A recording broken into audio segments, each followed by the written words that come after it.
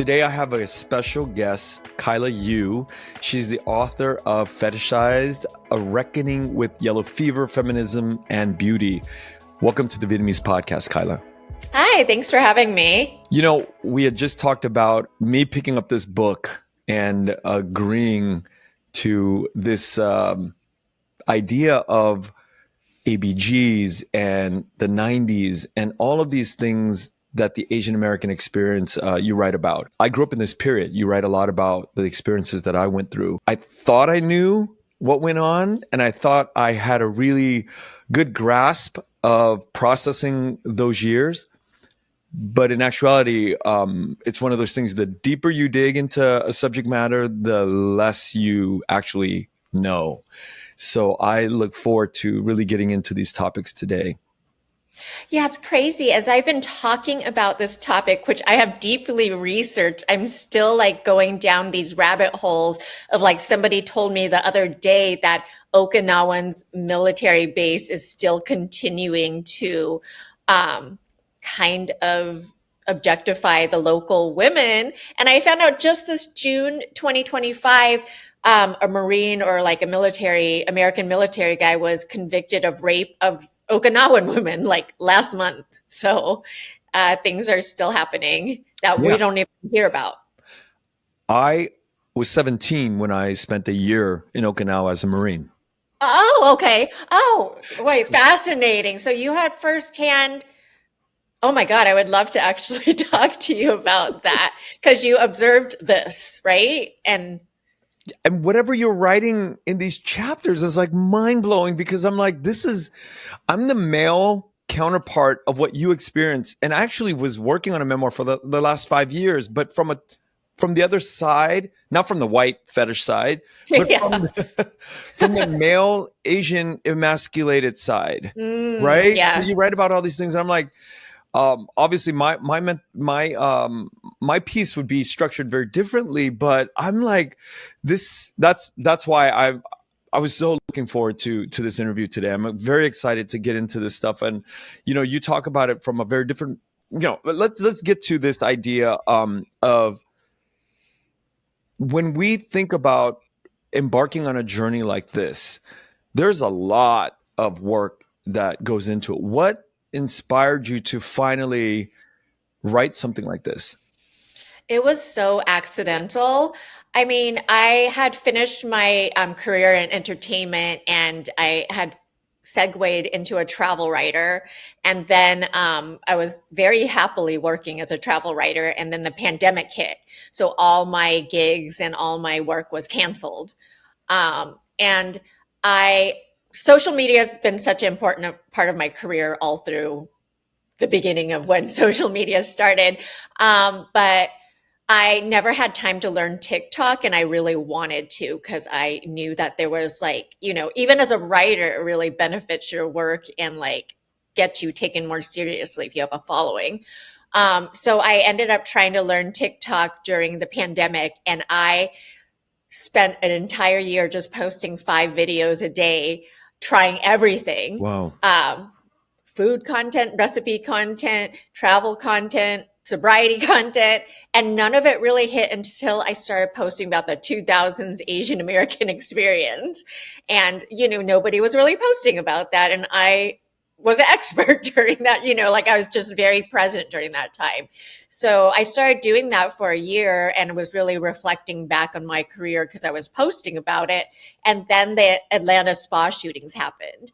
So, then, the whole Asian community was reflecting back on how the media was making us invisible again by saying it was not racially or sexually motivated when every Asian woman knew it to be both, like just in our core. And then I started to reflect back on how I kind of courted fetishization and objectification when I was younger. And that ultimately inspired an article that like eventually inspired the book. But yeah, I never had any intention of writing a memoir. One of the biggest questions that you pose, is it a fetish or is it a preference? Oh my God. This is something that I think about a lot because I think a lot of Asian men are into white women as an ultimate goal, right? Now, but when I'm reading your book, it's obviously a really good breakdown of the historical side of the reverse of white men fetishizing Asian women. And you go through meticulous detail, the research, you bring in academics, there's so much good footnotes, and a lot of pop content too, which is Miss Saigon and Memoirs of a Geisha, all of these IPs that we never really thought about up until that I loved. Yeah. yeah, Yeah. we all love it. We all think that, oh my God, there's representation There's out there. Asians, like whatever, we'll take it. Yeah. Yes. You get into all of these things. So, I think when I thought about the thumbnail of this episode, I thought fetish or preference. That's basically how I think about our conversation today.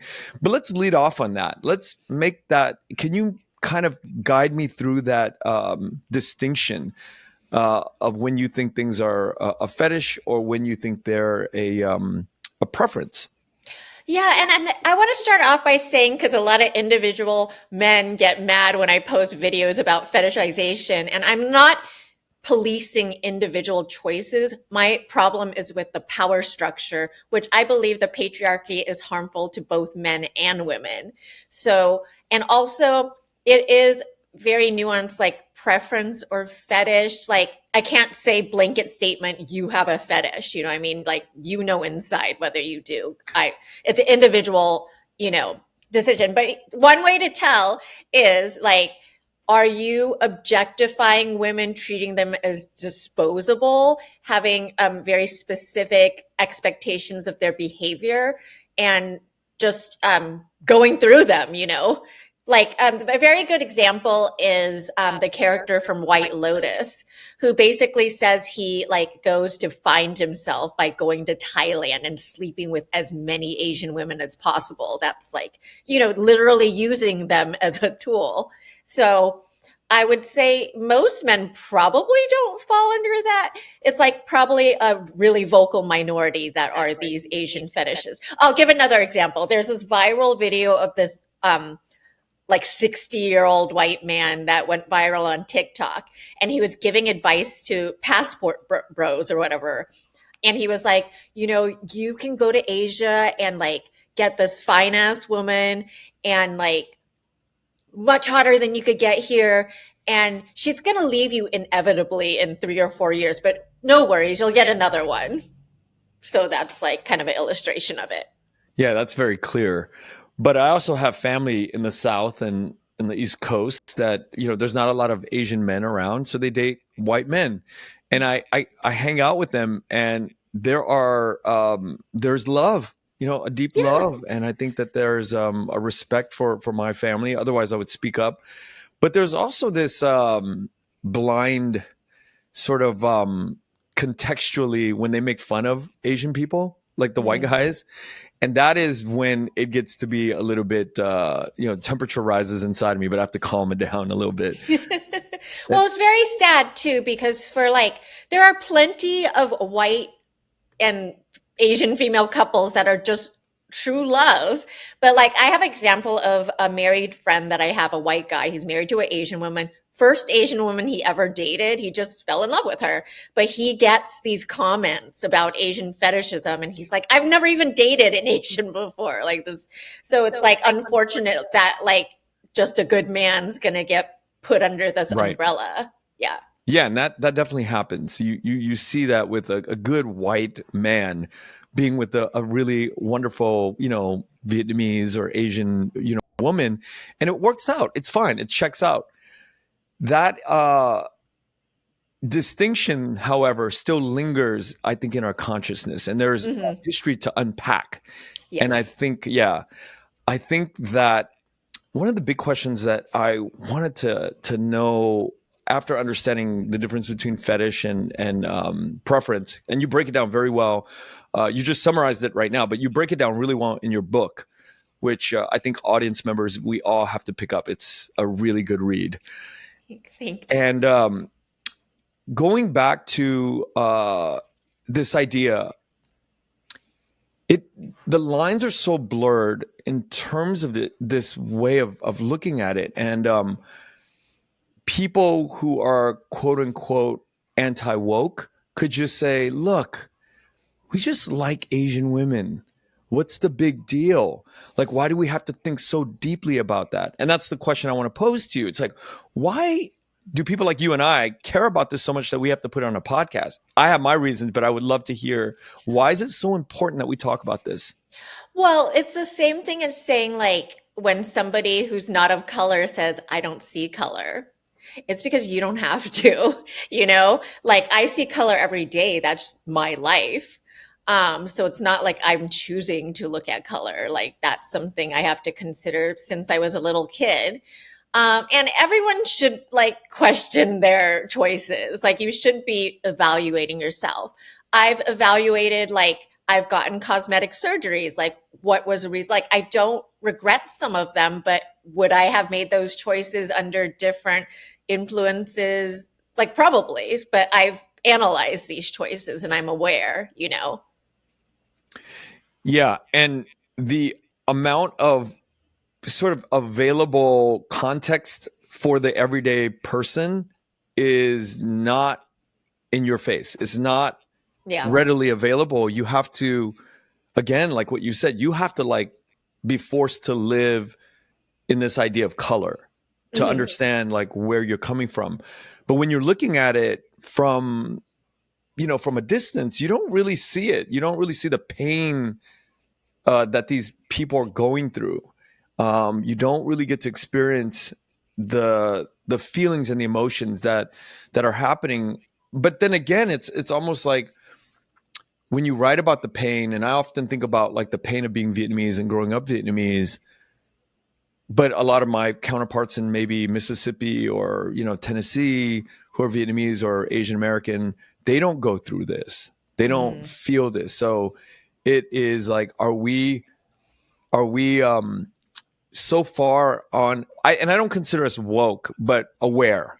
Are we so aware that it impedes on our ability to like date a white woman for me at this point, you know? I don't think so. I feel like you can see each person as a multifaceted individual. So, for example, I do, if I'm dating a non-Asian, I do ask, like, what was your ex ethnicity? And it's unfortunate that every Asian woman needs to ask that. And it doesn't necessarily matter to everyone, but I don't want to be the fourth Asian woman you dated in a row. That's weird to me. It's just like if, like, you looked at all my exes and they were like all Australian and exactly the same or something, that would be weird. But yeah, obviously I don't have to ask an Asian guy that question because it's just different. Like, Asian guys can't fetishize. There's not the colonial history. Not that I'm going to take Asian men off the hook, because there's a history in East Asia and Southeast Asian countries of oppression of women there. But Asian American men aren't doing that. Yeah, they're not. But they're doing fetish in a different way. They're fetishizing white women in a very different way, and that is not talked about much. But it's not talked about much, and the policing of Asian women dating white men is like vicious. Like, they will launch coordinated attacks against famous Asian women who have white lovers or boyfriends or husbands, which is like problematic because it's also like, I don't think Asian women should ever denigrate Asian men in their choices. Like, if they decide to date white, they don't need to say like, oh, I don't like to date Asian men because they look like my brother, or whatever they like to say. I don't believe they should say that. But also, Asian women don't owe their bodies to anyone, and we're perfectly free to choose to date whoever we want. yeah, it's 100%.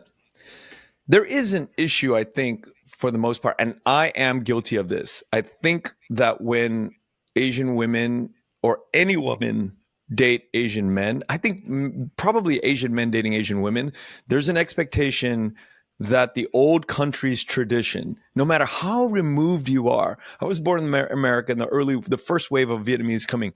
No matter how removed you are, there's still some bullshit that's lodged in your brain about traditional roles. No matter how liberal and progressive you are, like me, it's still in there.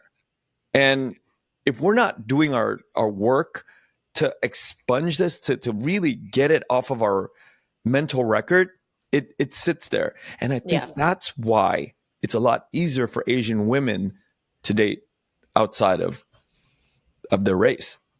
Yeah, and it is also sometimes internalized racism, which sounds so horrible, but it's not. It's just like you grow up in a country where the white man is the hero of every movie and like the quarterback in every like teen thing, and that's just like, and then conversely, Asian men while I was growing up was like in Revenge of the Nerds or something, or in like 16 Candles. So of course you're so influenced by this. And now you can see the flip side, which is that K-pop is out, and now there's a bunch of white women in love with Korean men because it's just representation, like whatever the media is selling us.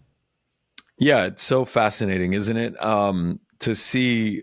I mean, I'm definitely affected, and I'm grateful for what BTS has done for my life.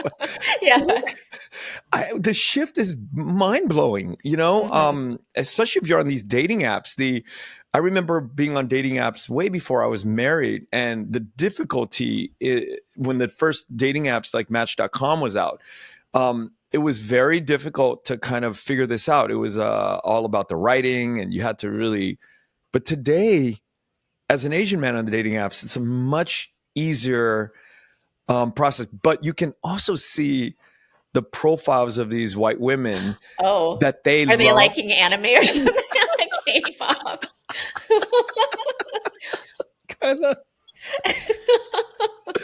Yes, they're liking anime. There's all this K-pop. There's all these K-dramas. You can see them all listed. It is just phenomenal to see. And the pictures they're taking at like anime conventions. And oh my God.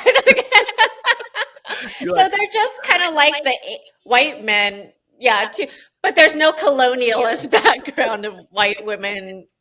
Yeah, in that way.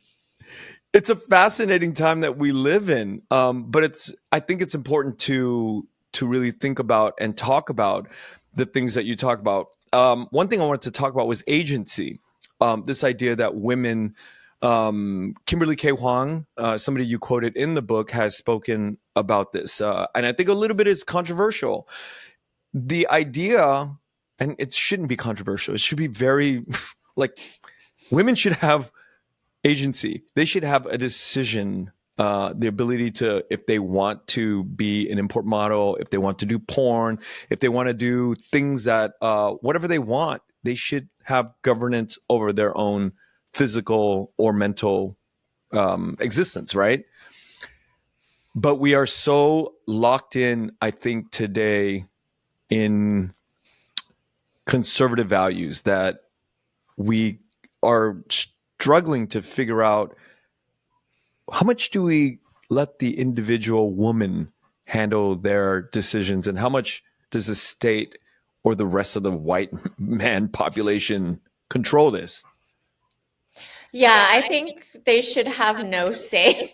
But also, like, as in, I never also want to judge a woman for making choices to be a sex worker or like whatever, get into pornography, or even just be a pinup model, or even just be a sexy girl on Instagram. The only problem is that whenever you question a 20-year-old about these choices, they're going to say, I'm empowered. I said that. But now, decades later, I realized I was just kind of playing into the patriarchy, like almost getting tricked by it. So, and I don't want to blanket statement that either, because somebody might participate in these careers and come out very empowered. Like for me, it wasn't a healthy choice, and it was an authentic choice personally. But I have a daughter, she's 8. like I'm reading it your book the whole time, and I'm like, I'm flip flopping. I'm like, okay, empowered, give her this information. No, no, no, no. I have to guide this quietly. I'm trying to navigate through raising my daughter to this wild world that we're living in. And I think that one false step, one false move can really, put her in a hurtful situation that she might not recover from. I kind of have like not an easy solution to this, but like I just felt very unloved from a very young age. And my parents loved me unconditionally, by the way, but Asian parents of that generation did not show love in any kind of traditional way. I just felt unloved because I was like always saying, oh, you're not good enough. And like this, comparing you to this and that. Or my parents never told me I love you until like maybe recently. I feel like if a young woman just is told she's loved and beautiful by her father and she feels loved, that would not completely make her like, I think I would have made different choices if I just felt loved. You wrote about that in the chapter Daddy. And I was reading that you were, I think, trying to give him a hug or something like that. Or there was something, I think, with your father, and he pushed you away and he said that's inappropriate or something, or gave you that signal that it's inappropriate. From that point of reading that, for me, I changed the way I deal with my daughter. And I could see literally the reaction that she has towards me from the day I made the decision that if she's running up to me and I might be busy, I'm editing or I'm doing work, I have to take time and be present and give her a big hug and kiss her and tell her I love you and you mean so much to me. And that's what I've been doing. And I could see her just coming over at my workstation and hugging me and not even needing that. But like, I think the presence, the mindfulness of reading that passage for me changed the way I am dealing with my daughter. Oh, wow. I love that. Yeah. Little girls should just feel loved and cherished and beautiful. And then after that, I think they make healthier choices from that place. As Kid Rock says, your only job as a dad, keep her off the pole. I haven't heard that. Have you heard of that? No. It's a good one. Yeah. Yeah. I mean, I always heard that way before I had kids and a daughter, but that is not instructive enough. Yeah. Like how do I do it? The way to do it is what you're saying. It's not a magic bullet, but it definitely helps guide what is it, girl dads? Yeah, help. I'm a girl dad. I mean, daddy issues is like a real term that exists, right? For women searching for validation they didn't get from their father. And it might be from toxic men. It might be how I did it for male gaze. It's a real thing. And do you feel today that after writing the book, do you feel, and probably therapy and all of that, do you feel like that experience of going through all of that, you're free from it? You're outside of the discomfort now of it? Well, I think I'll be healing it for the rest of my life. Oh, wow. But I also feel like I have like an exponential amount of self-love as compared to then. And I think that's a lifetime practice for everybody. There's an infinite amount of love that you can give to yourself. And I think we need to be taught that we can also love ourselves. It's just not something we're taught as human beings. And we're always searching for love from our parents or whatever. And that's great. And we should be getting that. But we also need to learn to love ourselves. Yeah, and that's hard. I think as Asian people, that's hard. The children of my mother is Taiwanese as well. And you're Taiwanese. And it's a culture that's very different from Vietnamese, I think. And I'm just generalizing here. It's just different. The communication is far less than on the Vietnamese side. And on the Vietnamese side, it's already less. It's like, Asian people, we do not like to talk to our kids, It's uncomfortable. It's a very uncomfortable place. but it produces this detached sense of the kid. They're not anchored to anything that's sort of stable.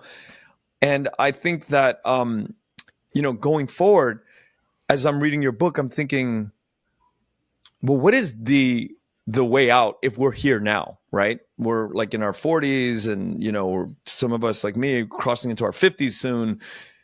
What is what kind of things do we kind of need to kind of think about in terms of our wellness? Well, I'm reading this book that is changing my life now, and I read a lot of these self-help books. But like, it's called Love Yourself Like Your Life Depends on It. Hmm. And it's just about building a mental loop that automatically says, I love myself. And that's like, whenever something bad happens, when you have any fear, that's the automatic thought you have, and it trains you to think that way. And slowly you begin to see your life change into someone who like unconditionally loves themselves. So I would recommend that book. That's a good But one. yeah, like therapy, I think is beneficial to everybody, and reflecting back on your life's choices and patterns, which I ended up doing in recovery, but I think that's valuable for everyone. But when the moments are so fun and you're going through all this, and this is maybe addressed to the young audience. This question is for the young audiences who are going through raves right now, partying and, going to Vegas and living it up. But there's consequences on that back end, right? What do we say to the young folks that are kind of going through this detached feeling with their parents, and they're thinking that they're being empowered by, doing certain things that they probably wouldn't have the freedom to do in the old country? Well, it's hard because, as somebody in their 20s, they should get to have fun and go wild and make mistakes and live their life. There's some part of that. I think, like, I personally took it too far, but there's a healthy amount of that is part of just growing up. But I think a lot of it has to do with just conversations, like having safe people that you can talk freely about all your fears and your like worst secrets. I didn't have that.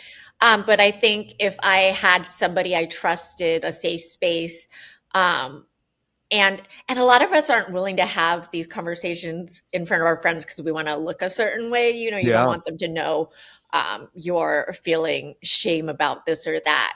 But I think the conversations help us process a lot of these emotions that are stuck, and you keep stuffing these emotions underneath drugs and like escapism. So yeah, I think it's conversations. I'm reading your book and I'm like, oh my God, you've gone through these dopamine hits throughout your entire life up until you probably got into recovery and all that. And I'm thinking those are very fun and happy moments. But at the same time, I'm like, what kind of fun or happy moments are you experiencing today with all of that information and data and dopamine experience? What at this point in your life makes you happy and present and content? I think it really becomes down to the simple things. Like gratitude is also an important practice, I think. Like I've done the whole gratitude lists and all of those, like daily gratitude lists, where you like send it to a group of friends and everybody sends their list. I think that's a helpful practice. But like, I just love simple things like eating a delicious meal, or like traveling to a tropical destination, or getting underwater, or like playing with my cats and being present. You have to be able to enjoy the simple things because the dopamine hits aren't like happening 5 times a day or even monthly. Yeah, and I asked that because your book is packed with adventure. But not in a oh my God, I had all this fun and look at me writing style. That's not what I'm talking about. You walk us through a lot of dark moments, and you break down a lot of this stuff. But at the same time, because I lived through those years, and I remember how fun it was to What did you write about the green triangles? Oh my God, the first time I did ecstasy felt like love. Like it felt like everything I was missing, I was yeah. pure and whole, and it felt like God. Like, yeah, I'd never had a connection with God, but like that's what it felt like. And I wanted more of it. I would do like 12 a night. It was crazy. Wait, does that even work anymore? I No, it thought doesn't. like, It yeah, doesn't. it only like works like even after like the second one, the third Yeah. one doesn't do anything. Nope. There's a law of diminishing returns after Yeah, two. it's very disappointing, I would say. But I think at the time, like I didn't know about it, and I didn't smoke weed, but weed would have done the trick, right? Like it would have just like Mm, brought it. And I like to talk about this topic of drugs because I think I just theorize. There's no data in my brain or that I've read. Anecdotally, I feel like when the uh, the gangs of Orange County and the 626 was raging in the mid 90s, but it all died down. And I'm sure there was like yeah, are they police. still there? Like, No, but really? I just figured I just wasn't hanging no, around them anymore. my theory is when ecstasy came out, all the gang members were hugging it out. You see it at No, the I club. remember that. I remember seeing the guys in the wife beaters like all being nice to everybody. Yeah. Totally. You're like, wait a minute, these are gangsters, and they were like all hanging out and all tatted up at the That's raves. hilarious. Yeah. They So were there. Yeah, they were very present and they were very happy. they were very happy. They were very, everything just kind of like died down, and kind of the gangs went away. And maybe I think there was police coordination as Mm. well, that jumped in and really helped out. Yeah, I honestly don't regret my time with ecstasy. I had pretty pure fun with that. It was the only problem was that it was a gateway into like worse drugs. But that period when I first raved for the first year, like I actually really enjoyed that time. Yeah. I want to ask you about the ABG scene. And that's always a fun thing to talk about because it's a snapshot of the Vietnamese culture. And I know you're not Vietnamese, but you lived around that time. And for a lot of us that don't know, it's Asian baby girls, is what the reference refers to.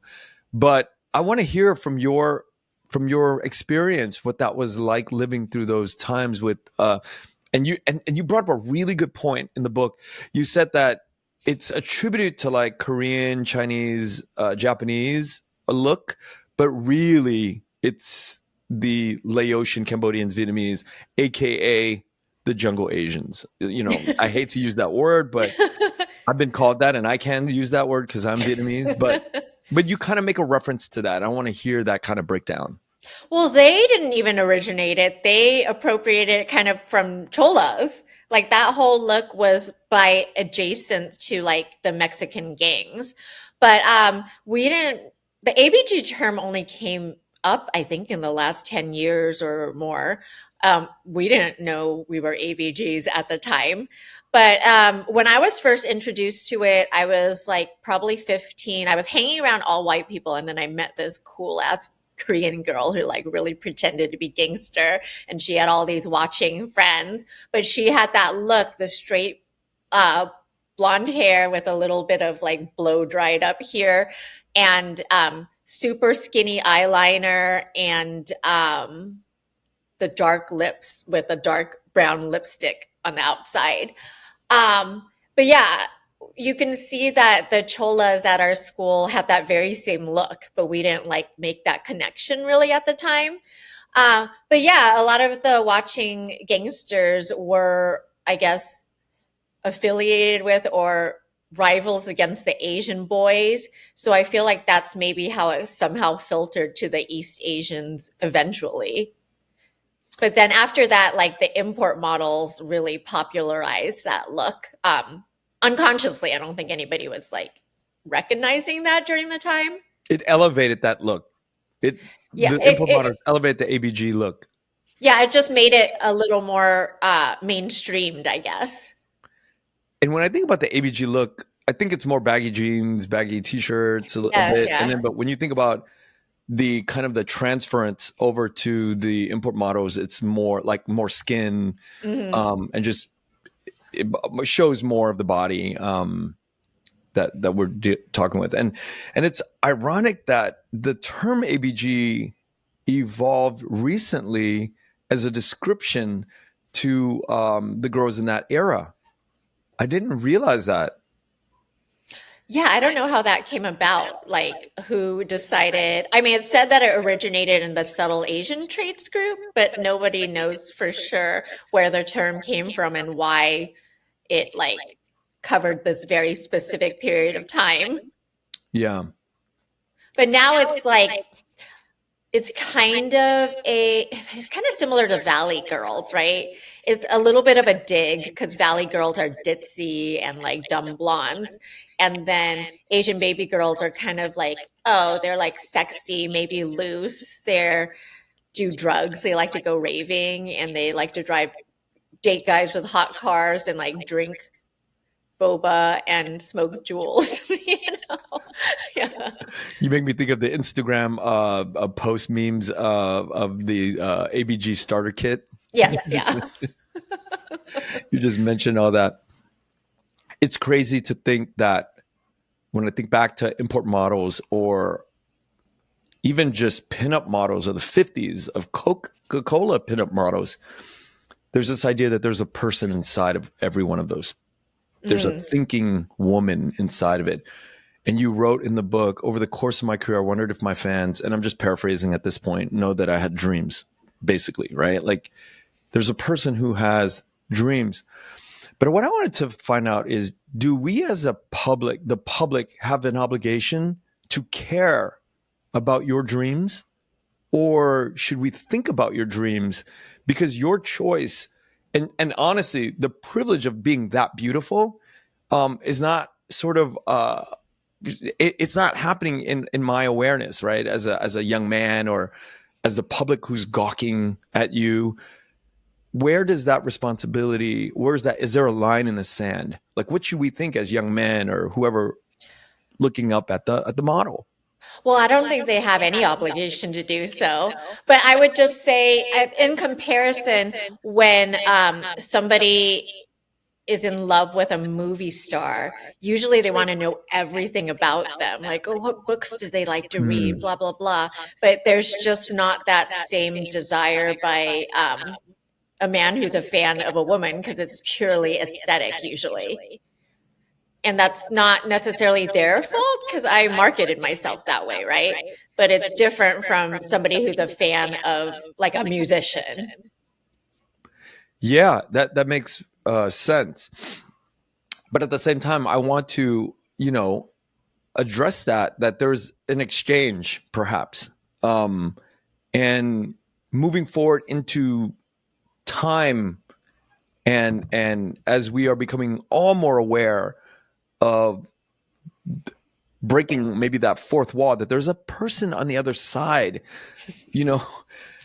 how do we as the public, am I overthinking this? I think about it. It's like, well, I'm there to enjoy what I'm seeing because the performer has put on this performance. But yeah, maybe I now know that you have these dreams of being seen, but there's a trade-off, whether it's time or money or dignity that we're exchanging here for the work and for the performance. And it's something that tears me up because I want my daughter to one day be a performer. And, I'm torn about like, where does that corner, that line is drawn in the sand? Well, I think it's a very different time because it's such a parasocial, where there's a lot of parasocial relationships between the audience and the performers because back then it was much more separated. There wasn't as much communication. But now with social media platforms, everyone can like share their points of views and like get really deep and granular about like their hopes and dreams. And it may be up to the performer to be sharing this information. I might not have shared very much because I was like trying to promote something very specific. I have a few more questions, but um, where can we find the book and when can we find the book? So the book is out on August 19th, and you can find it anywhere at all bookstores, but support your independent bookstores. Um, and also, I'll be doing a signing at the Barnes and Noble's The Grove at August 19th with it was Margaret Cho, but she couldn't make it anymore because of her filming schedule. And it's now going to be AJ and Alyssa Raphael, who are some super talented old school YouTuber musicians. So I'm super Oh, very excited cool. about that discussion. Oh, awesome. And I love the Grove. That's an amazing place. Yeah. You bring up such cherished, like a snapshot in time for me, Motley Crue and Guns N' Roses Yeah. So good. and Pam Anderson. Yeah. Yeah. And today we see Pam in a completely different light. And her, I don't know if it's like actually hooking up with Liam Neeson or I don't know what that deal is, but I hope so. I love that. Yeah. I hope they're together. yeah, yeah. But this idea of this bombshell, this vixen, like Pam Anderson, turning it around and just going completely natural. I am here for it and I love it. But Yes. Yeah. at the same time, it's also a privilege that she can do that because, Yeah. yeah. She's beautiful. Yeah. But I love what I'm seeing. Like the Pamela Anderson thing makes me deeply happy because we destroyed her in the 2000s. She had a very precious tape with her love of her life stolen. And basically, the male lawyers or whatever that are arguing against her said, "You're in Playboy, so what's the problem?" you know, like them having intercourse and everybody getting to watch it for free. And they won, on that. And it destroyed her career. She never came back from it. So I'm so excited to see that now she's getting like a renaissance basis, basically. Yeah. What a bold and courageous woman to Mm, go out in public. And I mean, I shouldn't even be calling her bold and courageous, right? It's just, it's again, it goes back to agency. But at the yeah. same time, there's a lot of strength in Pamela Anderson in going out without makeup and looking very natural. And it doesn't seem like she's getting more work done. I think Yeah. she's just kind of put the brakes on all of that. I don't know what to call it. Is it admirable, more respectable? Because this idea of agency still needs to play its part. It's very courageous. Like I've done a lot of self work and I'm not walking around, to a big event without makeup on, I still like I recognize the male gaze and the patriarchy, but there is like women were taught like put on a fresh coat of lipstick and you can like take on the world. So I still fall under those learnings that I haven't unraveled completely. So I think what she's doing is incredibly courageous and I hope it inspires more of it. There's parallels for that. I think from women's boldness and courage to do that to actually being a real Asian American and taking and stripping down the pretensions that we have to carry to be white adjacent. Mm-hmm.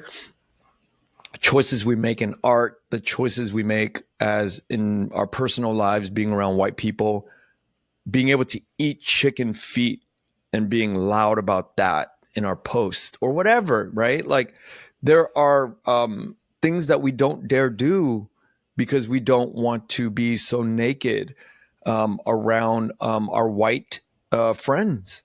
And I Mm. think that's why this topic is such a beautiful thing to me because it takes a lot of courage to, I think, just as a human being to strip down and bear it all. Yeah, if we could all do that, first of all, there would be so much more compassion and understanding. I just feel like if we could just take time to like hear each other's stories and be, it's just not always safe to tell your story. That's a problem, like you tell everybody to be honest. It's not necessarily safe or to say your story on I have a alligator thick skin, so I'm okay with all the criticism that for sure will be coming, but not everybody had to go through what I did to have that. So I think maybe just like in your safe circles, having places that you're safe to be yourself authentically and share. Yeah, you definitely put it all out there, and I was just blown away by what you wrote and the rawness of feeling, of expressing the feelings that you had. And I hope that this is a sort of a beacon to Asian Americans and women, no matter what color, what stripe, or anything you come from. Yeah, I just, I am a feminist, which isn't like maybe a popular thing to say these days because there's been such a negative connotation, but it does not take anything away from men for me to be a feminist. There's like this idea that if like we get powers, we have to take it away from men. Like we should be working together and men should want equality for themselves and for us. I think it's beneficial to all of society. I have a question that happened to me recently, and it seems to be a recurring theme every now and then.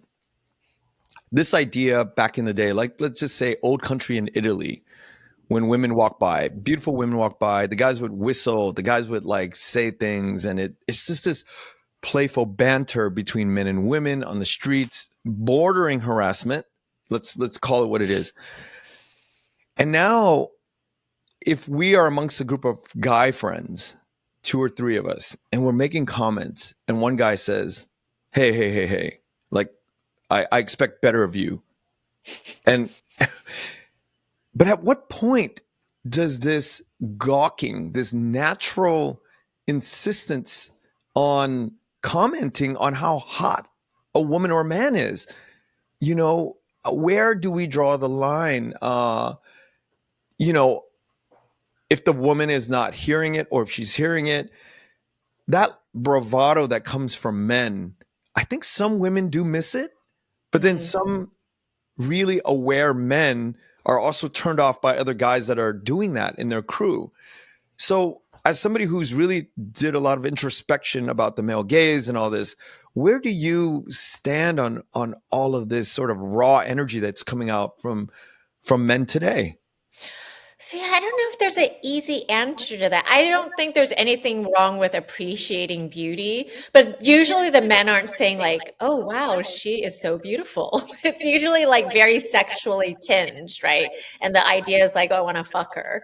I think there's maybe the distinction. There's a way to admire with respect, and that should still be allowed. And I think, Let me yeah. stop you right there. So if you're and I'm just putting it out there, if you're in a group of guys and the guys are like, "Oh, God would love to fuck her," right?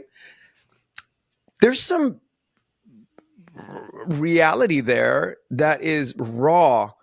Ocean Vuong, a writer in the Vietnamese diaspora, he writes and he talks about this idea that American men talks about the idea of sex in very militaristic, violent ways. Let's smash that. Mm, Let's hit that. Did you pound, mm. fucking Oh, pound yeah. that, right? Yes, yeah. I get that. That's where I would be like, okay, but and I'm not advocating this, I'm just really questioning this idea of like, if I'm standing with my friends, I'm like, man, I would love to fuck her, right? That Mm, is something that is sexually tinged and it's full of dynamite, but it's mm, also the truth of like my visceral feeling that I have for that woman. mm. And I can say it with respect. I'm like, hey guys, respectfully. So where do we Yeah. draw the line with our communication anymore? I don't know the answer to that. I think you should be able to be honest, and Mm. maybe you have that conversation with your guys and don't let the woman hear it because that can be jarring and objectifying. But yeah, I don't know an easy answer to that. Um, And people say it all the time. When women objectify us, bring it on. Yeah, well, men love it because women generally don't say like, "Oh, I want to fuck that guy." They're like, "Oh, he's like a really hot or something," but they're not thinking of sex immediately. And it's very hard for me to speak on this because I don't think like a man. I don't think of sex constant. Like I have no understanding of how men are like kind of sex is driving a lot of decisions. So I'm told. If there's a way for you to express yourself and it's not like, see, it is kind of objectifying a woman if you're saying like, oh, I just want to fuck her, I don't know the answer to that, Right. honestly. But that's Yeah. what you have to go off of, right? As a Yeah. man, you're so visual. Everything's visual. I'd love to Like, get to can you know just her. say, oh, she's really hot, and not need to say, oh, I Yes, want to fuck her? yes, Yeah. you can. You definitely can. And you should keep it at that. Because when I think about somebody saying that about my daughter, that's when that's when the problem. That's a problem. But at the same time, I don't want to discount what men have felt and communicated with each other for hundreds of years. I mean, this has gone on, and maybe the time to evolve is now, and that's why we're talking about this. Do men only think this way because society has socialized them and expectations for them to be this way? I don't know. Yeah, I think that there's a lot of truth in that, because there are classy men that don't do that don't engage in that behavior. Yeah. Yeah, I think it's like almost like guys want to be like one of the boys, so they might amp that up just to be cool, because patriarchy. Yeah. Kaila, it was so fun talking about your book today, Fetishized. I want to remind the audience, comes out August 19th, and you can get them on all the virtual online bookstores, but please, if you can, neighborhood mom and pop bookstores to pick up the book. You have any last closing things to say? No, just had a great conversation. I think we really dug into a lot of things. So I just hope that everybody can openly speak and listen to different sides, without judging, because we're at this point so quick and polarized to not even want to listen or discuss to people with different opinions. This is for liberals too. Like, we need to be more open-minded. Yes, we do. We do. Kaila, thank you so much. I appreciate you. Thank you. Thank you for listening to The Vietnamese with Kenneth Nguyen. Special thanks to Brittany Tran, to Jane Nguyen, Catherine Nguyen, Tina Pham, Sydney Jamie, and Christo Trin. Please find us on Instagram, Facebook, and TikTok at The Vietnamese Podcast.